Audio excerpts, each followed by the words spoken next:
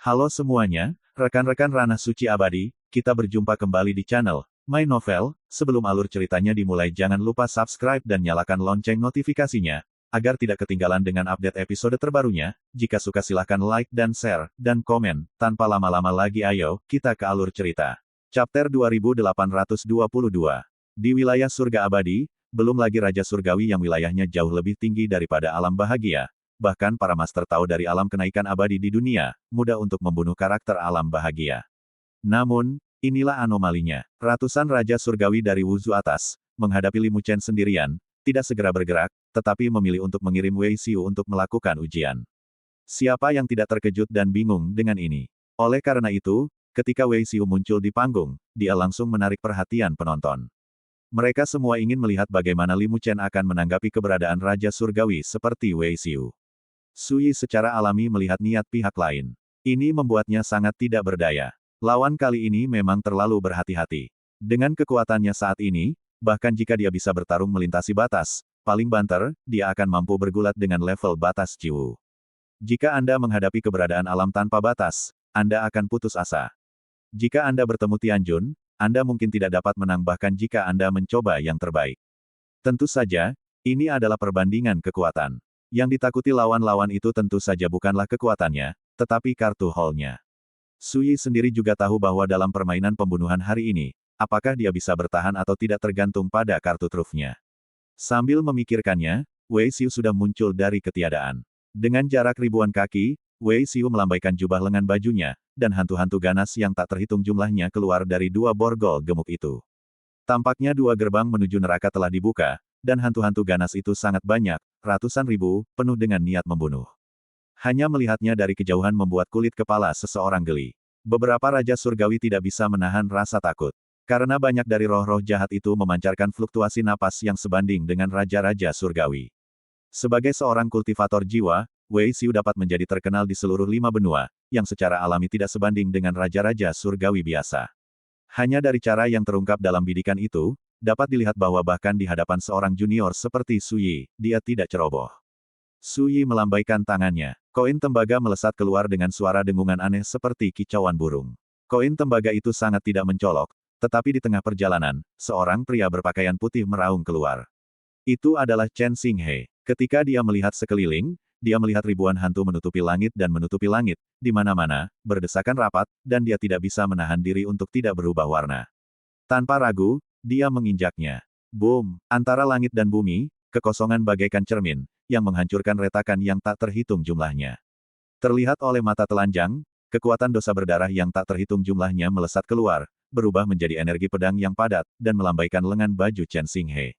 Energi pedang itu seperti air pasang, mengosongkan. Dalam sekejap, dia membunuh semua hantu ganas di langit. Energi pedang berwarna darah yang menyilaukan terpantul di bidang penglihatan orang-orang, seperti darah merah dan aneh yang meledak, itu sangat menakutkan. Wajah Wei Xiu menjadi gelap, dan dia mengangkat bendera hitam, yang terguncang dengan keras. Di tengah kilat dan guntur, hutan hantu keluar dari langit, sebesar itu tak terbatas, dan ditekan. Sejak akhir era akhir Dharma, Chen Xinghe telah ditekan di penjara pemenggalan, meskipun dia telah direduksi menjadi jiwa yang berdosa. Namun di masa lalu, dia dulunya adalah seorang kultivator pedang yang tak tertandingi di kota kuno Jiuyao. Dia bertempur di luar 9 surga, membantai banyak iblis dari wilayah lain, dan melakukan banyak sekali eksploitasi militer yang luar biasa. Bagaimana kekuatannya bisa sebanding dengan Raja Surgawi biasa? Menghadapi seorang kultivator jiwa seperti Wei Xiu, Chen Xinghe sama sekali tidak ambigu, mengayunkan telapak tangannya seperti pedang.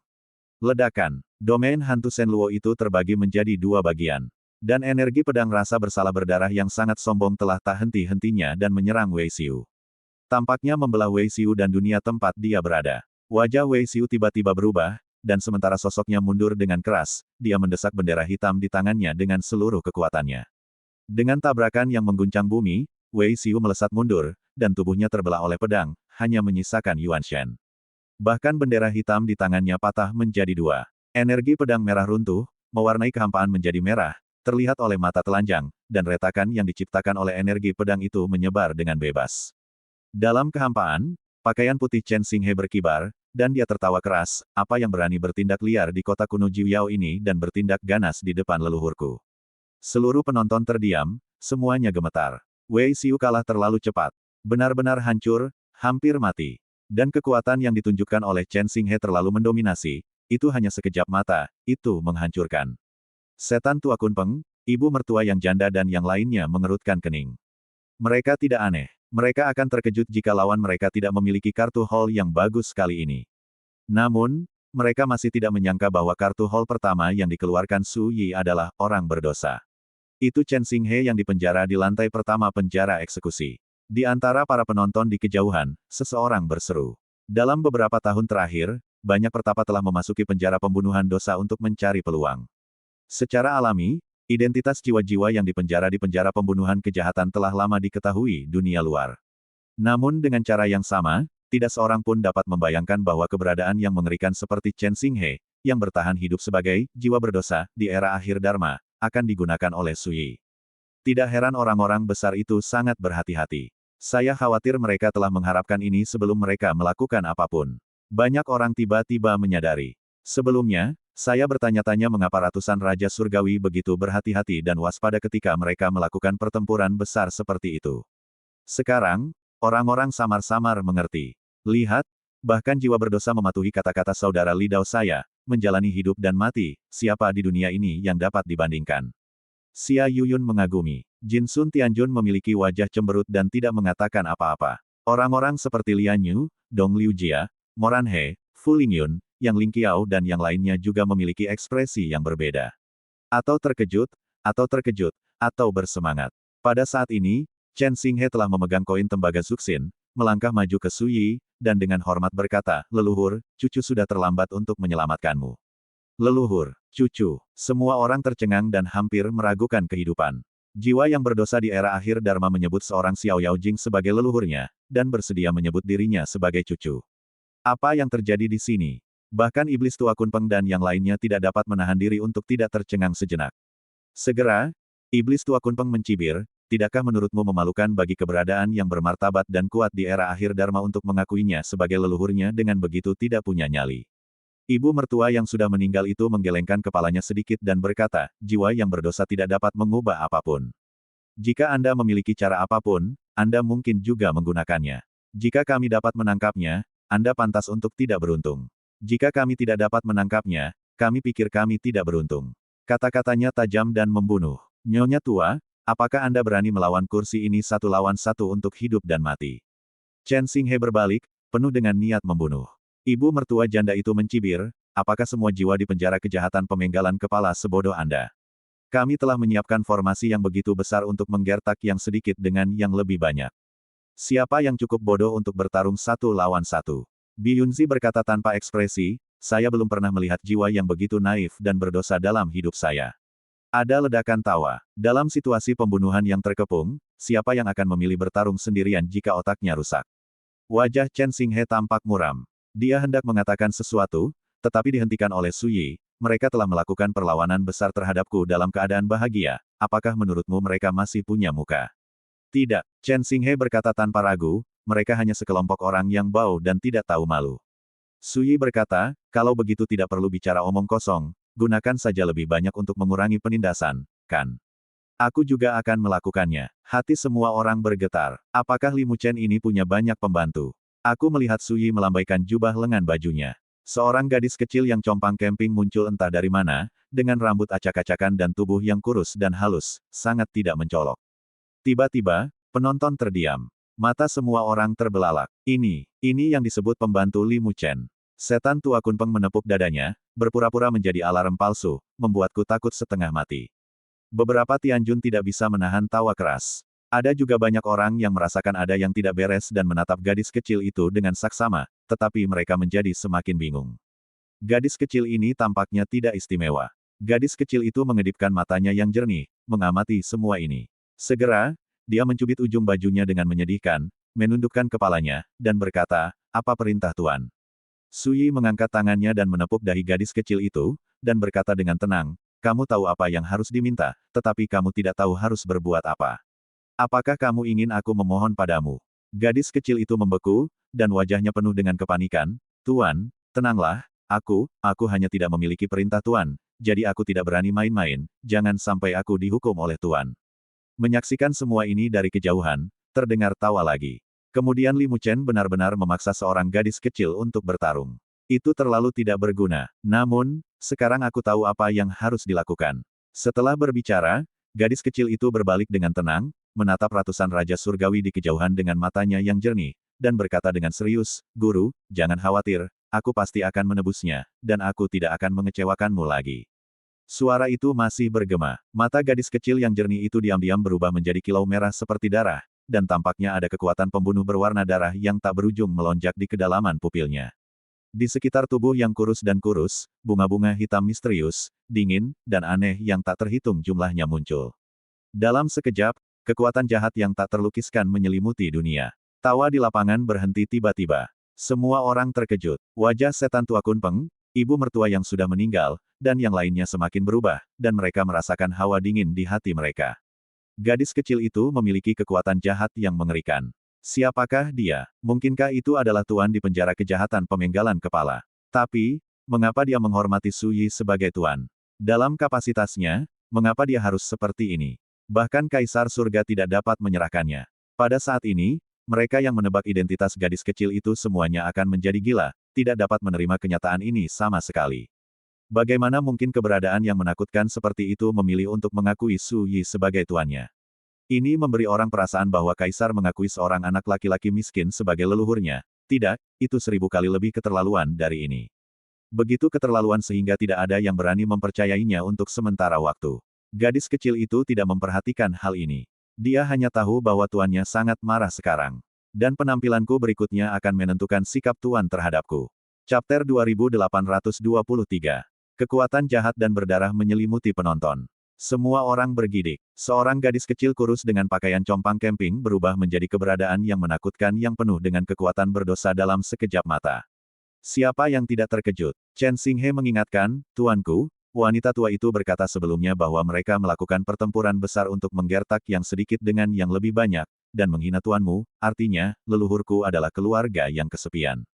Gadis kecil itu mengeluarkan dan menggulung tangannya. Di antara langit dan bumi, api berwarna-warni yang tak terhitung jumlahnya muncul di langit, berubah menjadi satu demi satu sosok hantu yang menakutkan. Seorang lelaki tua dengan punggung bungkuk dan pagoda tulang di tangannya. Liu Sheng, seorang pendekar pedang berpakaian hitam. Wanita siksuan yang kekar dan tinggi. Sebanyak ratusan jiwa berdosa muncul dari langit, penuh dengan aura ganas dan berdosa. Hanya aura yang terpancar dari tubuhnya mengejutkan penonton dan membuat banyak orang gemetar. Apakah ini menggerakkan semua jiwa keluar dari seluruh penjara pemenggalan?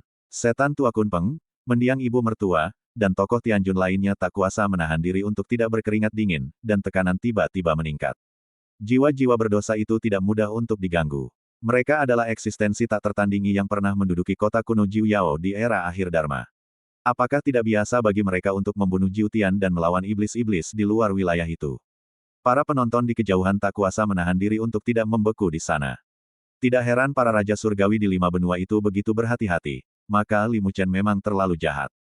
Variabel ini tiba-tiba membalikkan keadaan, dan juga menghapus keunggulan para raja surgawi itu dalam hal jumlah. Jika dibandingkan dengan cermat, sebaliknya, jumlah jiwa-jiwa berdosa itu lebih banyak, dan napasnya lebih mengerikan. Mata merah gadis kecil itu menatap para raja surgawi di kejauhan, seperti melihat sekelompok semut kecil, "Kalian layak menggertak tuanku." Suara acuh tak acuh dan dingin bergema di antara langit dan bumi. Dia mengangkat tangan kecilnya dan hendak memerintahkan perang. Tiba-tiba, sesosok tubuh kurus muncul dari udara tipis. Dengan rambut abu-abu panjang, hujan cahaya bintang mengalir seperti air terjun, tampaknya berasal dari langit berbintang.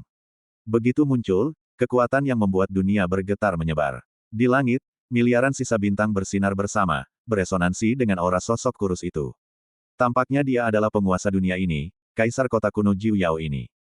Pendekar pedang. Melihat orang ini muncul, Kunpeng Lao Yao dan yang lainnya semua menghela napas lega dan penuh energi. Sebelumnya, mereka memang terkejut dengan cara gadis kecil itu, mereka berada di bawah tekanan besar, dan semua orang merasa tidak aman. Tetapi sekarang, dengan munculnya pelayan pedang, mereka telah menemukan tulang punggung mereka. Dalam kegelapan, alis Master Xie Jian yang terkunci rapat menjadi sangat rileks. Kemunculan gadis kecil sebelumnya mengejutkannya, menyadari bahwa, bagaimana jika, yang paling mustahil masih terjadi. Bahkan jika dia mematahkan kepalanya, dia tidak dapat mengetahui mengapa keberadaan yang merupakan penguasa segala kejahatan akan membantu Su Yi. Tetapi masalah itu telah terjadi, dan Master Xie Jian tidak dapat mengetahui alasannya. Untungnya, pelayan pedang tidak mengecewakannya, dan berdiri di saat kritis. Saya ingin melihat berapa banyak kejutan yang akan Anda berikan kepada saya hari ini. Mata Master Xie Jian dalam. Pada saat yang sama, Luo Hu, Anda melanggar aturan. Pelayan pedang berbicara dengan suara serak. Gadis kecil itu mengangkat wajahnya, dan mata merahnya menunjukkan penghinaan. Zaman kiamat telah lama berakhir, dan Kaisar Surgawi Zhenyu telah lama meninggal. Kota kuno Jiuyao ini hanya ada dalam nama, jadi aturan apa yang ada di sana? Penonton terdiam, melihat kedua orang yang sedang berbicara, bahkan para Raja Surgawi yang hadir, merasa sangat tertekan. Rahu, baru kemudian banyak orang samar-samar menyadari bahwa gadis kecil itu diduga sebagai inkarnasi dari aturan Rahu. Tetapi gadis kecil itu berkata seolah berbicara pada dirinya sendiri, belum lagi, bukankah aturan di dunia ini dibuat oleh yang kuat dan diinjak-injak oleh yang lebih kuat? Wajah pelayan pedang itu sangat tua, dan matanya sedalam langit berbintang, injak-injak. Denganku di sini, kamu tidak memenuhi syarat untuk mengatakan hal-hal seperti itu. Gadis kecil itu tertawa, aku tidak berurusan denganmu sebelumnya karena aku hanya mengkhawatirkan Kaisar Zhenyu, juga karena aku terjebak di penjara eksekusi dan tidak bisa keluar. Sekarang dengan bantuan Tuan, aku telah lolos dari kesulitan. Duan, ingin bergulat denganku juga. Hitung semuanya. Banyak orang terkejut. Apakah ini berarti bahwa pelayan pedang yang telah duduk di aula kelupaan dan menjaga seluruh kota kuno Jiuyao sebenarnya adalah Jidu, salah satu aturan Jiuyao? Apakah orang ini tubuh spiritual yang lahir dari kekuatan aturan? Mata Suyi berubah aneh. Sekarang, dia telah menguasai 8 aturan Xingyao, satu-satunya yang hilang adalah Jidu, dan dia masih berpikir tentang di mana aturan Jidu disembunyikan.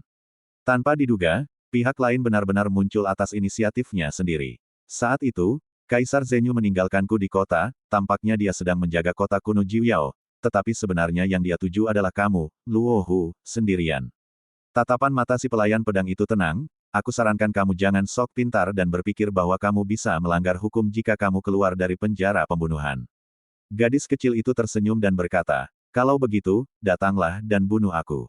Aku tidak terburu-buru untuk membunuhmu. Si pelayan pedang tiba-tiba menatap Suyi, bahkan Kaisar Zhenyu tidak membuatmu menundukkan kepala dan menyerah saat itu, tetapi sekarang, mengapa kamu memilih untuk membantunya? Inilah yang membuat semua orang yang hadir bingung. Si pelayan pedang berkata, jangan bilang terima kasih, Dade, kamu sama sekali bukan orang seperti itu di mata inkarnasi kejahatan. Atau, apakah kamu ingin menggunakan orang ini untuk mencapai tujuan yang tidak diketahui? Gadis kecil itu tiba-tiba berbalik, menghadap Suyi, dan berkata dengan menyedihkan, Tuan, orang tua ini menabur perselisihan, kamu tidak boleh mempercayainya. Tentu saja Suyi tidak akan mempercayainya. Kepatuhan gadis kecil yang polos itu tidak ada hubungannya dengan rasa terima kasih, tetapi juga tidak ada hubungannya dengan menyimpan niat jahat. Semuanya bermula dari kata takut. Takut pada pedang 9 penjara. Bahkan lebih takut lagi pada iblis kehidupan pertama. Itu saja, meskipun hatinya jernih, Suyi tetap berkata, buktikan. Gadis kecil itu buru-buru berkata, Tuan, lihat saja, aku akan mencekik lehernya sekarang juga. Suara itu jatuh, dan gadis kecil itu menghilang dengan tiba-tiba.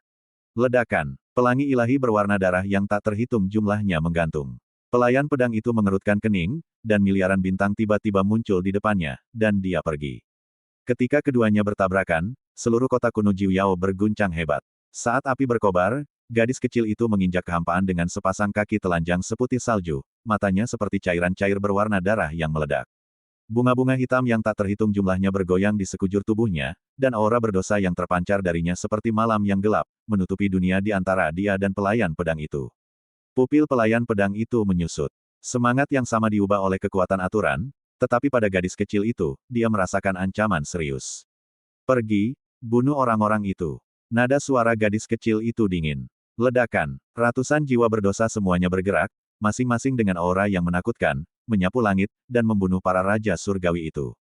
Hanya tingkat kekuatan itu yang membuat kulit kepala seseorang geli. Pelayan pedang itu mendengus dingin dan mengangkat tangannya untuk meraihnya. Di atas kota kuno Jiuyao, aturan cahaya bintang yang tak terhitung jumlahnya jatuh, seperti tatanan surga, mencoba untuk menekan semua ini. Bibir gadis kecil itu melengkung dengan jijik, dan dia menghantam langit dengan telapak tangannya. Langit berbintang pun meledak. Bertarung melawanku, beraninya kau mengalihkan perhatian, kau mencari kematian. Sosok gadis kecil itu tiba-tiba berubah menjadi seberkas cahaya hitam dan menghilang ke dalam dunia yang gelap gulita seperti malam ini. Saat berikutnya, pelayan pedang itu muncul ke segala arah, dan bunga-bunga hitam yang tak terhitung jumlahnya tiba-tiba muncul, gelap dan misterius. Pelayan pedang itu menjentikkan lengan bajunya. Bintang-bintang yang menyilaukan mengamuk, dan hamparan putih yang luas itu seperti Bima Sakti 9 hari. Dalam sekejap, mereka bertarung dengan sengit dengan gadis kecil itu. Dan di kota itu, pertempuran besar lainnya juga terjadi, yang benar-benar memicu situasi pembunuhan ini. Setan tua Kunpeng, ibu mertua Kiri, Biyunzi dan yang lainnya memimpin ratusan raja surgawi untuk bertarung bersama dan melawan kerumunan orang berdosa. Seluruh kota kuno Jiuyao tiba-tiba jatuh ke dalam kekacauan dan kekacauan yang merusak, semua jenis kecemerlangan ilahi yang mengamuk menyapu, dan senjata-senjata ajaib terbang ke udara. Semua penonton di kejauhan merasa ngeri, berbalik dan melarikan diri, dan tidak peduli untuk menonton lagi. Pertempuran Tianjun berskala besar seperti itu, fluktuasi pertempuran seperti itu, begitu terpengaruh, pasti akan mati. Adegan itu kacau sesaat. Jalan, Moran He meraih lengan Fu Lingyun dan melarikan diri ke kejauhan. Diam-diam, sesosok menghalangi jalan mereka. Sang Wu Hui, yang diubah oleh Master Xie Jian. Begitu dia muncul, dia berkata dengan tenang, ikutlah denganku. Aku tidak akan mati. Aku hanya ingin menguji apakah tubuhku yang bereinkarnasi masih menghargai cinta dan kebenaran seperti sebelumnya. Wajah Moran He berubah drastis, dan dia segera mengusir Fu Lingyun, tetapi dia sendiri menyerang dengan berani dan memilih untuk keluar semua. Mata Xie Jianzun tenang, dan dia melambaikan jubah lengan bajunya. Baik itu Sungai Moran atau Fu Lingyun, mereka semua seperti serangga yang terperangkap dalam jaring yang tak terlihat. Boom! Cahaya pedang berdarah datang dengan ganas. Pada saat kritis, Chen Xinghe datang untuk membunuhnya. Master Xie Jian tampak tenang dan mengangkat tangannya sedikit. Boom! Cahaya pedang berdarah itu hancur berkeping-keping. Sosok-sosok yang dibunuh Chen Xinghe semuanya terdorong mundur beberapa langkah oleh jari ini. Memanfaatkan kesempatan ini, Tuan Xie Jian telah menarik Moran He dan Fu Lingyun ke dalam lengan bajunya. Wajah Chen Xinghe muram, dan dia hendak bergerak, tetapi dihentikan oleh Sui. Memainkan trik tercela ini lagi. Sui sedikit mengernyit, tentu saja, kamu tidak pernah memberiku kesempatan untuk meremehkanmu. Tuan Xie Jian tersenyum tipis, aku tidak membutuhkanmu untuk meremehkanku. Dia membalikkan telapak tangannya. Sebuah gulungan yang dilapisi pola perak padat muncul. Gulungan ini datang dari seberang sungai takdir yang panjang, dari tangan seorang pria kuat bernama Yun Wuxiang. Xie Jianzun berkata, dikatakan bahwa Yun Wuxiang pernah berlatih dengan Master Tetua Kota Kaisar Pedang Pertama, tetapi pada akhirnya dia hampir mati di tangan Master Tetua karena dia menyimpang dari kitab suci. Gulungan ini diberikan kepadaku olehnya, dan memintaku untuk meminjam bunga dan mempersembahkan Buddha untuk berurusan denganmu. Awan tanpa fase. Sui tidak mengenalnya. Namun, kata-kata ini membuat Sui mengerutkan kening.